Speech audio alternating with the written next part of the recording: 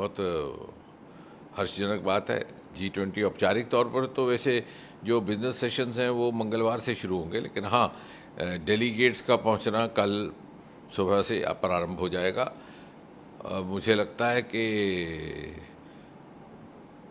ये दी very fact के कश्मीर घाटी में और श्रीनगर में G20 की बैठक हो रही है और जो भिन्न भिन्न स्थान चुने गए थे उनमें से श्रीनगर भी एक है, ये स्वयं अपने में इस बात का प्रमाण है कि जिस प्रकार से जम्मू कश्मीर की परिस्थिति को दर्शाया जाता है कुछ एक मीडिया के हलकों में या कुछ एक अंतर्राष्ट्रीय स्तर पर, उससे हट कर के कितनी परिस्थितियाँ अब हैं और जो बदला हुआ एक दृश्य है जम्मू कश्मीर का गत कुछ वर्षों में प्रधानमंत्री श्री नरेंद्र मोदी जी के निर्णायक नीति के परिणाम स्वरूप,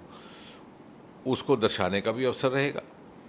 और जो बाहर से दूत आएंगे, G20 के 20 देशों के तो डेलीगेशन रहेंगे ही रहेंगे, उसके अतिरिक्त जो हमारे 10 इनवाइटी देश हैं उनमें से 6-7 जिन जो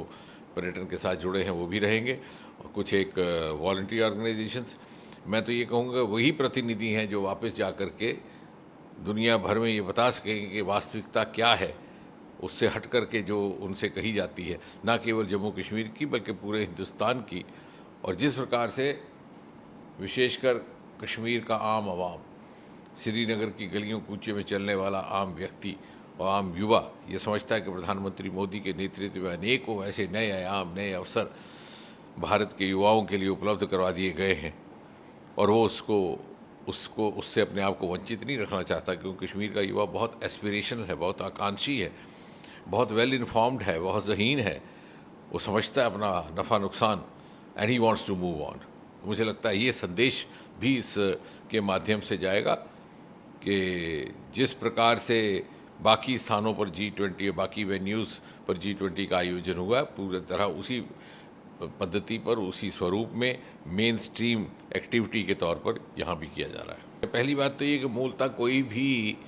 कार्यक्रम कश्मीर में होगा तो स्वाभाविक है उसमें रुचि आएगी। उसकी अपनी प्राकृतिक, उसका सौंदर्य इतना है, उसकी खूबसूरती इतना ही है कि मुझे नहीं लगता दुनिया का कोई भी ऐसा व्यक्ति है जिससे पूछा जाए कि 2-4 ऐसे डेस्टिनेशन वो गिनवाए जो अपने जीवन में चाहता है एक बार विज़िट करना, तो वो अवश्य कश्मीर का नाम लेगा, जैसे ताजमहल का नाम लेगा। एक तो उस तरह की एक्साइटमेंट, दूसरी 20-25 वर्ष के एक दुर्भाग्यपूर्ण अंतराल के बाद कश्मीर में पुनः इस प्रकार की एक्टिविटी प्रारंभ हुई है। एक ज़माना था सन 1990 से पहले कि कश्मीर में इस प्रकार की गोष्ठियाँ बहुत सामान्य तौर पर देखने को मिलती थी, लेकिन फिर एकदम विशेषकर जैसे फिल्म की शूटिंग, ऐसी बहुत सी अनेकों फिल्में हैं,